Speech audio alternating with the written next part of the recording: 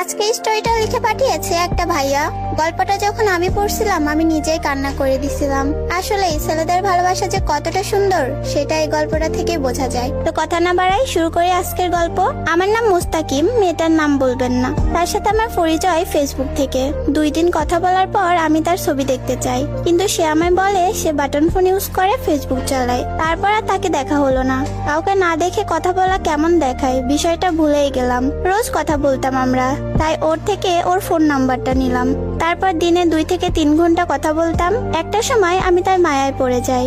তারপর ভাবছি ওরে ভালোবাসার কথাটা বলবো, কিন্তু আমি তাকে কখনো দেখিনি। ওর বাসা আমার বাসা থেকে বেশি দূরে ছিল না। ওদের গ্রামের একটা ছেলে আমার স্কুলে পড়তো, তার কাছে গল্পটা শেয়ার করি। সে আমায় বলে মেয়েটা ভালো।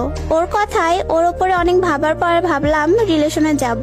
ওর সাথে একদিন কথা না বলে আমি থাকতে পারতাম না। ও আমার অনেক যত্ন নিত, গোপনে অনেক ভালোবাসতো, কিন্তু প্রকাশ করতো না। 28 দিনের মাথায় ওরে আমি বলি তুমি কি আমাকে ভালোবাসো? সে বলে হয়তো। তারপর বুঝলাম সে সত্যি অনেক ভালোবাসে। আমিও ওকে অনেক ভালোবাসতাম। তারপরে আমি ওরে আমার ভালোবাসার কথা বলি, কিন্তু ও আমার সাথে রিলেশন করতে চায় না। তারপর একটা সময় রিলেশনে গেলাম। ও আমাকে দেখেছে, কিন্তু আমি ওকে অনেক ভালোবাসি, কিন্তু কখনো দেখিনি। তারপরও ভাবলাম সে যেমনই হোক, চেহারা দিয়ে তার ভালোবাসা হয় না। এ কথা চিন্তা করে আমরা রিলেশনটা চালিয়ে গেলাম। ও অনেক ভয় পেত, সব সময় বলতো তুমি আমাকে কখনো ছেড়ে যাবা না তো? আমি তাকে বলি কখনো ছেড়ে যাব না, তোমার মাঝেই তো আমার ভালো থাকা। তাকে তো আমি অনেক বেশি ভালোবাসতাম, ছেড়ে যাওয়ার কথা মনেই আসেনি। আমি বলতাম যা কিছুই হয়ে যাক তোমার হাত ছেড়ে দিব না কখনো। ও একটা সময় আমার দুর্বলতা বুঝতে পারে। আমি তাকে যত বেশি ভালোবাসতাম ততটাই প্রকাশ করতাম। একদিন হঠাৎ করে আমাকে বলে তুমি আমাকে ভুলে যাও। তারপর আমার ভেতরটা মোচড় দিয়ে উঠলো। সে যেগুলো বলে এগুলো আমি মোটেও মেনে নিতে পারবো না। আমার মাথা কাজ করছিল না। আমি শেষ কবে কান্না করছিলাম নিজেও জানি না। তার মুখ থেকে এসব শুনতে হবে ভেবেও দেখিনি। অনেক কান্নার পর তার কল আসে।